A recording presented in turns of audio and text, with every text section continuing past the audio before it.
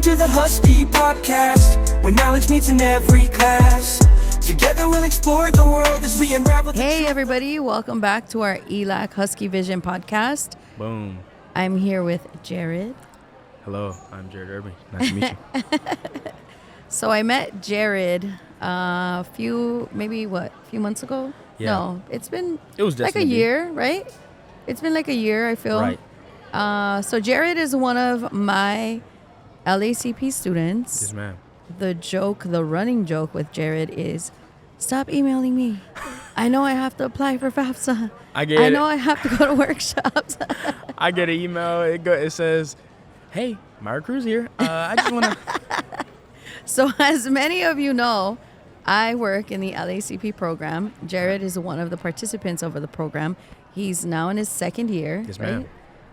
Getting ready to graduate this year. Yes, Laura willing. That's me. Yes. So he's definitely one of our success stories here at ELAC and within the LACP program. Jared, so tell us a little bit about your journey here at ELAC. How did you get started? It started. I wasn't even supposed to come here. Oh, what? Yeah. And now you love it, and you don't want to leave. Now I love it. Yeah. So when I first got here, I was enrolled at Cal State. Okay. And I didn't go yet, but I went to an orientation. I wasn't feeling it, so I needed something to do for summer, so I took some classes here, and I randomly, by the grace of God, I just ran into Dean Ochoa. Oh, she was okay. like, "Yeah, I'll take you where to go. I'll tell you where to go." I was like, "Okay." So, and then I came, and the classes were cool, and the environment was cool. But when you're just commuting and you don't have a community, it's a little different. But she introduced me to Miss Nicole, and then I kind of got plugged in Umoja. Nice. And I see you're wearing your Umoja shirt. Always. So he mentioned two people on this campus. Yes. Dean Vanessa Ochoa. Yes. She is an amazing person here on campus. She's an advocate for students. She definitely finds resources for our students here on campus. She oversees the affinity groups. And what I mean by affinity groups is the one zone programs, which is Umoja. Right. The Rising Scholars. The Athletics. The Dream Resource Center. Dream Resource Center. And Pride Center on campus. Right. She definitely is very open and loves all of her students. You can tell she got a heart for this. She definitely does. Yeah. And you also mentioned Miss Nicole. Hey! Nicole Flores is an amazing staff here on campus. Amazing. She runs the Umoja program. Love her. And she helps all of her students here on campus within the program. Right. Can you tell us a little bit about the program, since I see you're wearing your Umoja shirt? Thank you for noticing. You also work for the program, right? I do, yes. Nice. So, God is good. So I started last year in the program, and I just came a couple times. I was working a part-time job, but like really full-time hours. So I was barely in the program, but you can't just be 1 foot in, 1 foot out. Okay. So I had to full-on go. And so when I really started enjoying, the program's amazing. It is. It's a resource center for African Americans and Black students and their allies. And so it's a place for us on campus. Throughout LA, it's like sometimes we're not seen, but here we are seen in the Umoja program. I love that. it there. And the program is cool, but Miss Nicole is what makes it the program. So and people come in for her. We love her. We do. And she's going to see this. She's going to be rolling her eyes right now. Oh my gosh.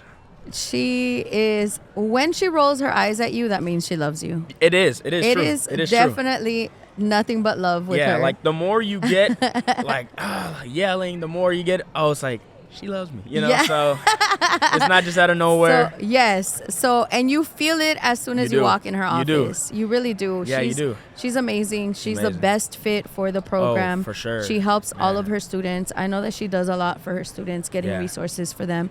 And Seen and unseen. Yes. Yeah, a lot of unseen. Definitely. She takes her students to HBCU I did. tour, I went right? to the HBCU tour.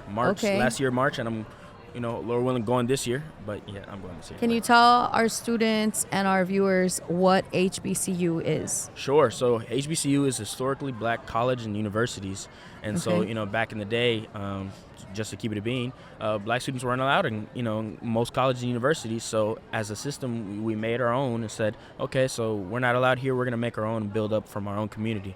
So my perspective was different. You know, my dad went to Southern, and so I knew a little bit about HBCUs. But upon, you know, the Umoja trip with Miss Nicole, I was like, okay, I could see myself coming to some of these places. And that opens up a lot of opportunities, right? Amazing. Like, talk about connections, talk about, you know, I mean, people that look like you, but talk about connections and, you know, deep history and, you know, actually valuing education and the actual person behind. Because sometimes, you know, college, university, you're just a number. Right. But they're trying to be like, I see you. And that's a little bit of what I felt here at ELAC. So that's what made me be like, okay, let me pull out of this and let me continue going to ELAC and let me trust, not in me, but let me trust in Laura's process. And, you know, I'm here as my second year, and I love it. And then I met Miss Myra. So it all worked out. Thank you. Thank you. I love you, too. No, thank you. I love you, too. There's lots of love. There's lots of love with Jared. Jared is... He's an amazing student. I love running into him. Always. He always puts a smile on my face. You guys can see me cheesing right now. Same way. He does too. I can see him across. I owe him Starbucks. I keep telling him to send me his order, and he's just like, no. I think he just likes to bring it up to bring it up. I do. Like, I don't really gotta. He's really not going to take me up on that offer. I'm not. But I did go to Umoja conference with Jared. I learned a lot. I'm definitely someone that works with Miss Nicole. Oh yeah. I love working with her. I love her student population as well. Yeah, and we love her. She opens up a lot of opportunities, not just for her student, but for her staff. Her counselor, she has a counselor in the program that helps her students with educational plans and anything that they have. To any advisement from counseling department. And she also opens up a lot of her workshops for staff and faculty here on campus so that we all know how to help our students within this community. So I want to ask, going to these conferences, how does it help you, and how does it help you feel more welcomed here at ELAC? Does it allow you to bring in some of what you learned there to here? What can you tell us about everything that you've learned within the Umoja program? Yeah, so I think really just in the Umoja program, it's just that you're seen, really. Like, it's kind of hard to, it's like, I don't want to not sound like a broken record, but it's just, number one, that we have a place till we can call home. And because, you know, to be honest, some of these students don't have a home. And some of these students, you know, they don't have a place to say call home. And they say home is where the heart is. And sometimes that's here. Most of the time that's here. You know, we have, like, you know, resources for studying, for tutoring. We have food here. Like, you know, she can help with housing. Like, that's what we can take home. So for me, in my case, like, what I can take home, you know, I told my whole family knows about Miss Nicole. Even my grandmother doesn't even speak English. She's like, gracias por señora Nicole. Like, she knows. Señorita Nicole, sorry. She's not that old. But I know she got mad at me last time I said that. But no, I mean, it's just a place where we can be. Like, you find yourself losing time there. You're losing time in your studies. And like, my grades, ever since I really kind of locked in on the program, my grades have gotten better. Nice. And then thank God, like, the opportunity to even work here, you know. So it's just, things have just been getting better. Like, my focus has been better. Where I found my major here, and she linked me with another person here. Shout out Mr. Dre Banks. And she, you know, it was all able to move forward. Like, if I wouldn't have stepped in this program, I wouldn't have known you. And I wouldn't have had that relationship with her. I wouldn't have better grades, and I would have, you know, not had a plan of where I'm going now. That's still not amazing. 100%, but yeah. So it definitely shows how much support you've gotten from the program, from ELAC, from the staff here. Yeah. And honestly, I mean, I work here, so I'm here most of the time. I know. You see me walking around campus. I do. But I always gotta look busy. I always have to, like, carry like a folder with me, pretending like I'm going somewhere. I do that. Yeah. Yeah, that's what I mean, we gotta look busy. So if anybody asks, I'm taking class, something, right? I'm like I'm taking notes. I'm not. But the point is, your grades are better. Yes, right? they are. So they are. Yeah, whether you're taking notes, it's probably mental notes. I think it is. Like it's a bit of mental notes. Yes. Right? Like, I'm paying attention. My mind is somewhere else. I'm writing my name over and over because I'm not really right. So for me, right, I'm here most of my day, 8 hours out of my day.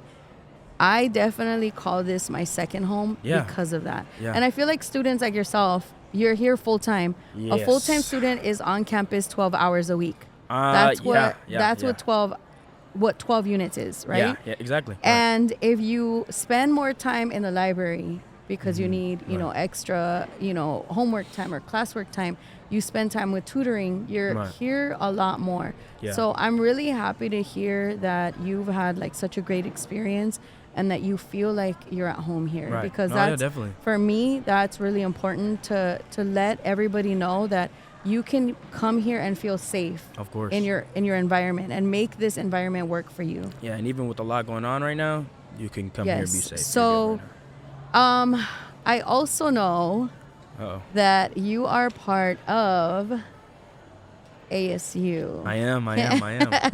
So. I was so happy to hear that because I feel like you're a really good advocate for a lot of our students here on campus. I know that the experience has probably made you, be more active. Can you explain to us what you do in your role in ASU? So,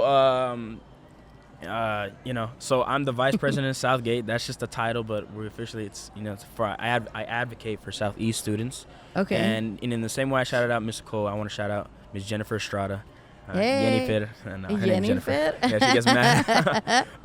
She helps me through everything, and she helps me start up, and she tells me, I admit it's a slow startup with me, but when it gets going, it's a lot better. But she helps me start up during those tough times and really just be the voice for Southeast students because they don't even have a campus right now. They're in a high school. So if you all don't know, our Southgate campus has transitioned over to Southgate High School. Yeah. And we have a very small space. It's still a space for our ELAC students to be a part of our community. Right. And you have people like Jared who advocate for our students. So if you ever see him walking around the campus or you need to get to him and, voice, your concerns, maybe something's happening at Southeast, definitely come talk to him. He will advocate for you and for the other students at the Southeast campus. Yeah. So he's amazing. I love him for everything that he does that he's been doing. He also advocated for his mom when his mom was graduating. I love his mom. I do love her too.